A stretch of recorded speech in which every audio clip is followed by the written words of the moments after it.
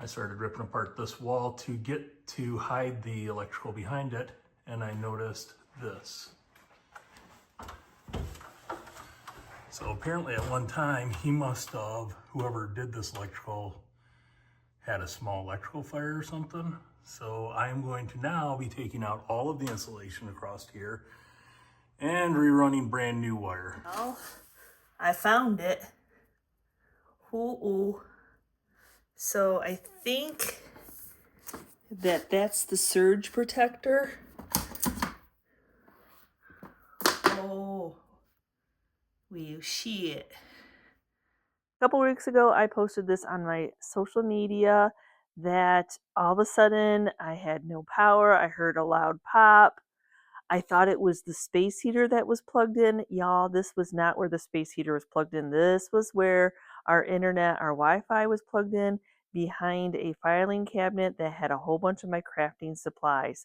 I had to go looking for the outlet or something that made the circuit breaker pop. And I had been smelling a musty burning smell for about 2 weeks, which I thought was the space heater, but the space heater at this moment wasn't even plugged in. Okay, so after the incident, we decided we wanted to upgrade and get some better smoke alarms. So these are all supposed to be... All right, so with the system, we have 6 alarms that we bought with it. And one will be the primary alarm. And then as you plug the other ones in, they actually use this as a receiver.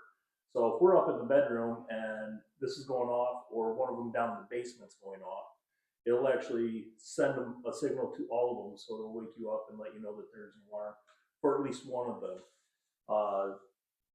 The neat thing about it is if you only had them on individual mode, one could be going off in the basement. This house is big enough that you would not hear it until it became a big problem.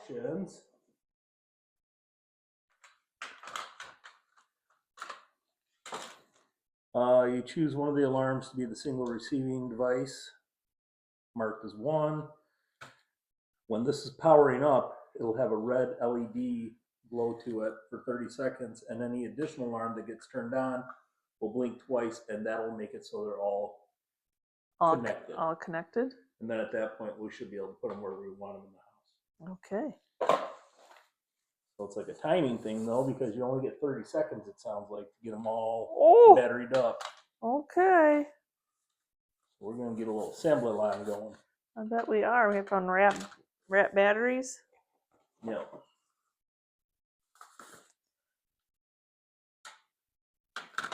I don't give you much time for 30 seconds. Oh, they also have these. Instead of screwing them into the wall, you stick the magnetic part to the wall. Or the 3M? Yes, but it's magnetic.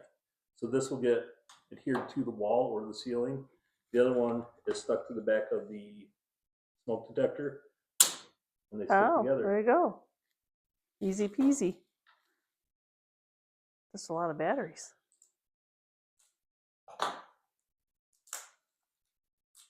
Amazon.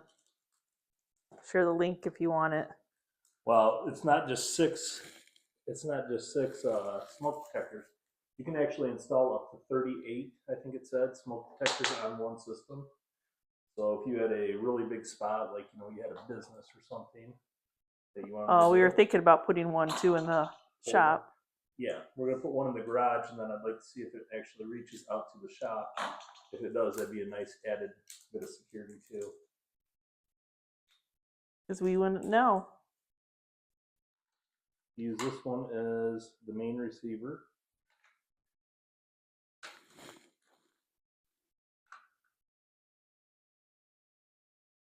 Okay, now that's red. So if I plug this one in, it's blinking. Yep. Okay. And now it's received. Plug this one in. See how they're both blinking? Mm-hmm. Then it's received. Oh.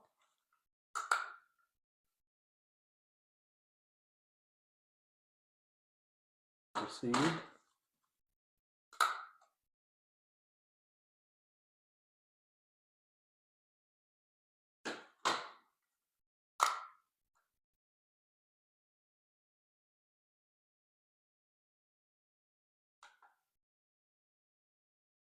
Always got to be one tricky one, There we right? go. Okay. Okay, so this is the main one. And it's still asking if we want to add any more. Oh, we don't have any more. Also, it said because on Amazon we could buy extras. You can buy 1 or 2 or 3 or another 6-pack if you want. If you ever want to add more, you take the number 1, the main receiver one, take out the batteries, plug them back in, and do the same thing that we just did. Do you have to do all those over These will again? stay synced. Oh, okay. So now the big test is if I press this one, they should all go off. Okay.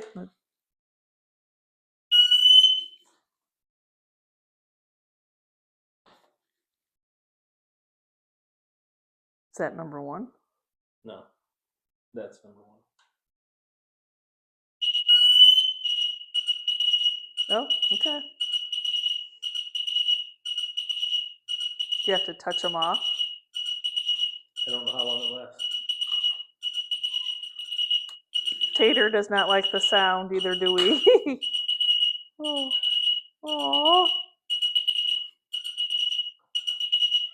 Yeah, we're going to get them hung up. We're going to get them hung up and get them where we want to be. So, little things that you don't think about that are a necessity, especially after you saw something could have caught on fire. Just take off the back of the 3M sticky.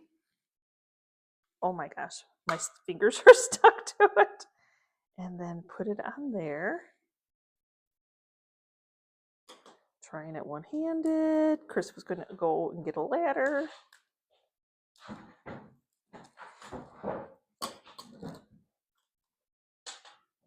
Whew. Mm. Mm. Just over the top? Nope, over the middle of one though. You might have to. Like right here? Yes. Hopefully. I'm sure they're one of those that's going to turn yellow with time and drive me crazy, but. It says do not paint. Do not paint them. So, we'll see how it goes. Okay. Don't know why. We don't know what all those are. We have no idea. But now there's 3.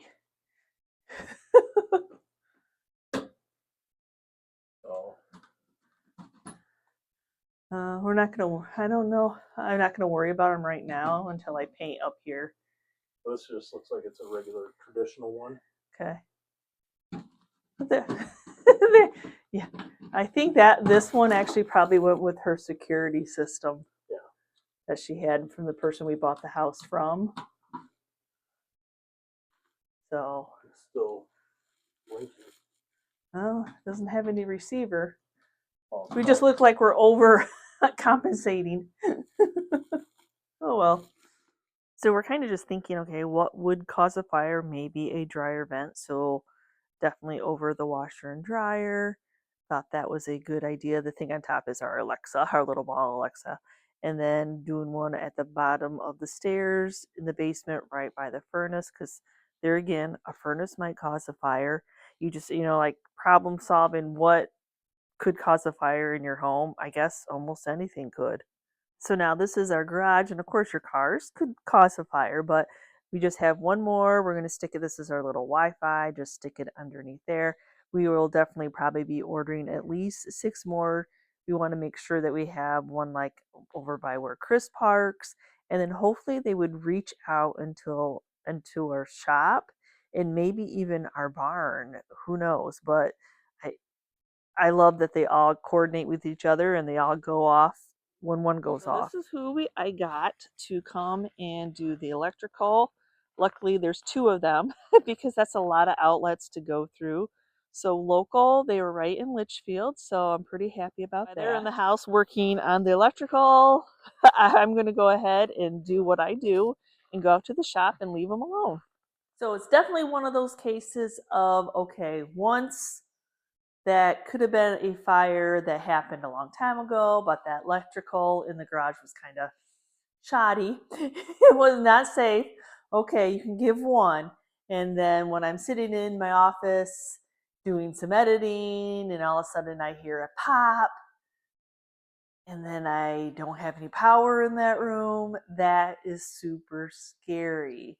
So for 2 weeks before that, I kind of had been smelling like a musty, a not even a hot smell, just like a musty smell.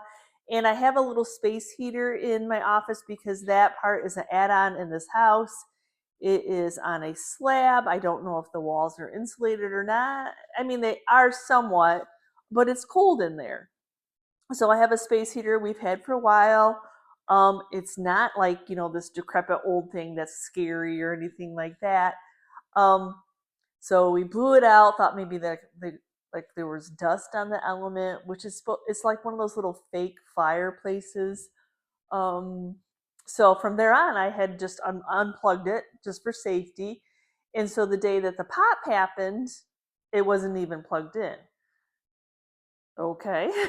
so so I did actually look at the outlet where it had been plugged in, and I'm like, "Oh, there's nothing. It's fine."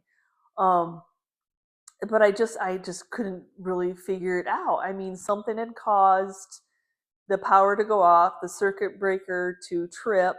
Something happened. I mean, something had to have changed. So I started investigating in that room. And then that's like in my office, I have a lot of my crafting supplies, paper products, stuff that I don't keep out in my studio, my shop area. So I pulled out a table where there are fireboxes and lots of papers next to, and it was that outlet. Oh my gosh, I was so surprised because that outlet, the only thing plugged into that outlet was a surge protector that had our Wi-Fi internet router system plugged to it. Luckily, it was on a surge protector. Um, yeah, so maybe 2 weeks, if I had been smelling that, maybe that had been melting and doing something. So that caused me, of course, to call an electrician because you don't want to mess with anything that like house fires or anything like that. So I had called one. We're new to the area, so my old electricians are in a different town. It's they don't. I probably would not even come over this way because they're pretty busy. So I had to go to the interweb and say a little prayer as I'm looking up. Like, there's no yellow pages anymore. You got to look up on the interweb of who to call. So the first one, I always know, stay away from the sponsored. When you click onto the internet and it said sponsored, 9 times out of 10, it's going to be spam. So do not call that one. So then I called the first one on the list that had a 5-star review. It wasn't sponsored, but it gave me another phone number. When I called it said, this one's no longer in business, but do call this one. And I'm like, that just not, no, I'm not doing it. So my second one, I'm like, I'm trying to stay somewhere in our area. So I'm like, okay, I'm going to call this one. A gentleman picked up. I told him what had happened. I told him that we were new to the area. He said, hey, text me a picture of the outlet and I can see if I need to send somebody right out there, call them off a job, or if I can send them tomorrow. So I took a picture. He felt like it was fine. So they came the next day. Awesome. So they came out just to change that one outlet, just to look at that one outlet. If they saw anything else that they thought might be the problem, they were positive it was just the outlet.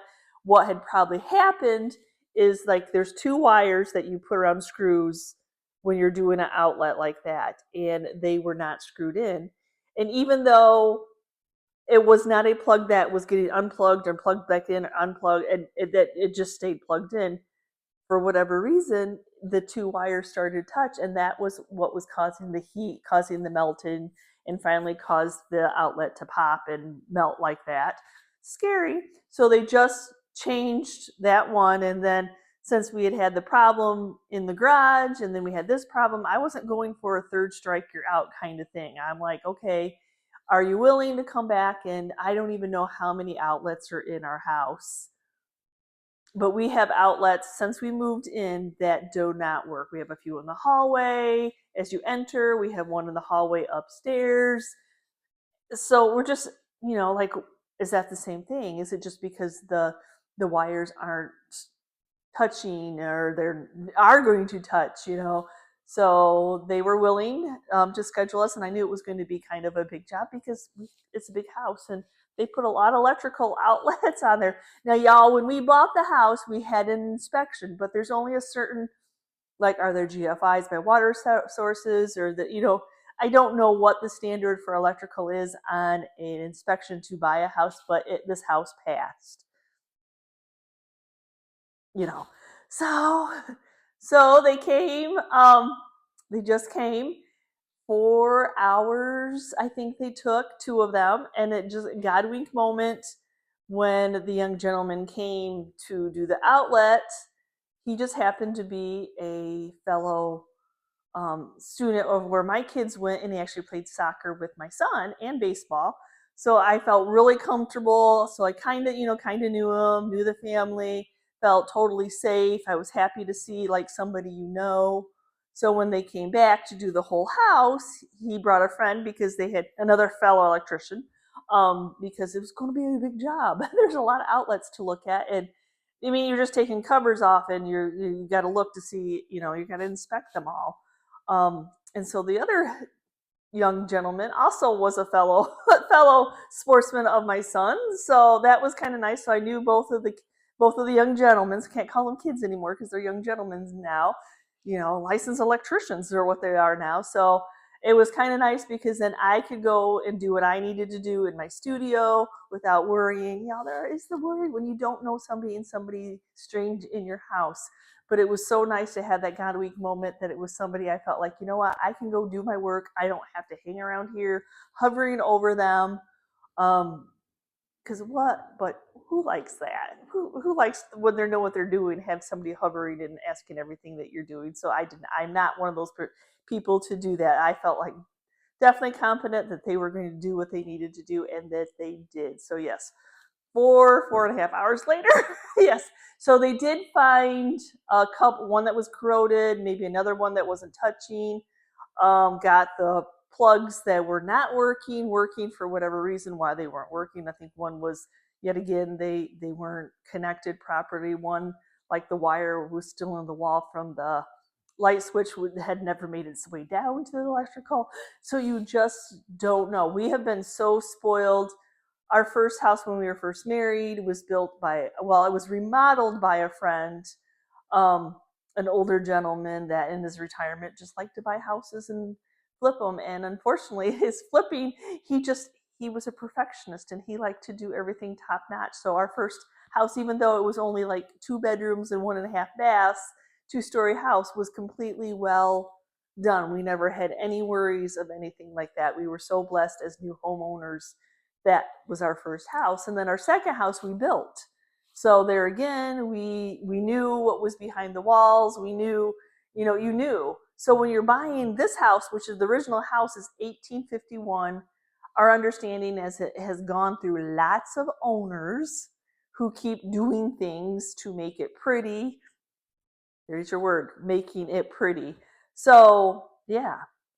So when you're making something pretty, you just hope that somebody's not, but they did. So some of the things just weren't done the way that they should. So you can put all the paint and lipstick on the walls that you want, but when it comes down to the bones and what's behind that, I mean, recently Chris had to change out our dryer vent, which seems so silly, but the dryer vent, I didn't even post that video, but the dryer vent was, I kid you not, like through 2 rooms into a crawl space, into a dirt, rocky, and then out the back of the house, which was, I don't even know, like 12 feet? Your dryer vent should not be 12 feet because you cannot clean it out properly. You can't. We've always been ones to clean them out because of me being a hairdresser for all those years. I used to bring my work towels home, and work towels are very linty. So we were constantly, every 6 months, we were cleaning out our dryer for safety reasons. Your dryer vent can cause fires. So he rerouted that one. It's like a foot now. It goes out the front of the house. It's so silly. It's so silly what people do sometimes.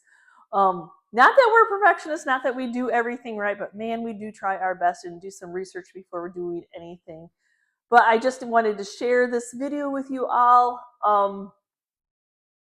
So like if you have an outlet that doesn't work, there might be a reason that it doesn't work. You know, if you're not like electrician, or maybe you know somebody, or you feel comfortable calling somebody, if you have the funds to do so.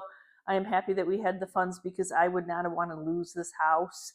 This is our forever house now. When we bought it, we knew that this is what this house was going to be for us, and we were going to make it our home, and we want to make it safe. So we're going to invest in it and make things right. Not just make it pretty, make it right. Right. Also, I just want everybody to be aware of the dangers. If you know what is hidden behind the walls, I don't want to lose our home. I don't want to lose our fur babies. I don't, you know, your insurance company always says, oh yeah, you're covered and you have plenty of insurance. But I'm looking around at all my antiques going, really? Because you can't. Yeah. Anyway, there's that. That's a whole nother video somebody could do on. And luckily, we saved them time, even though we got our house back together. Our house, we had moved everything away from the wall, the couch, the cabinets. You know, there again, I have antiques. So we moved everything. So all they had to do was come in and work on the outlets. They didn't have to move. And they said that was odd. Most people, nobody has ever done that, ever moved things out for them, that they have to like move all the furniture to get to the outlets. And I thought, well, that's silly, because you usually pay by hour. And then now you're paying a moving company to move your furniture. And I said, I just didn't even think anything of it. I want you to work on the outlets, and that's what you're here for. I will move our pretties and our heavy cupboards and call it good. But yeah, so thank you to Wilcock Electrical and Drew and Brody for doing such a wonderful job making us feel secure that now we can go to sleep at night. Installing new smoke detectors that are censored off of each other, that we can add on to, because we really would like to put like where Chris's car is and then out into our shop. And I don't know if they'd reach out to the barn, because he does park his lawnmower and his tractor. And those are two things that could cause fires too. You just never know. I mean, nobody wants to be woken up in the middle of the night with something blazing. You know, poor California, bless their whole hearts for all that they have gone through with those fires. I can't even imagine. So being proactive and just trying to prevent fires, that would be nice, because yeah. So if anybody has ever lost a home in a fire, you know, you don't know if you can prevent. You can only try to prevent what you know. So that's what we figured. We were not going for 3 strikes and you're out. We just want to make everybody aware. And I shared it on my social media. So I've been having lots of messages on, hey, what are you doing with that situation? What's going on? So I was waiting for the electricians to come so they could tell me everything was good. So I can tell you guys, we are all good. So thanks for watching today's video. And as always, if you're part of our YouTube family, thank you so much. Please be safe out there. We love you all, and we will see you next time, guys, and you can see what we're up to.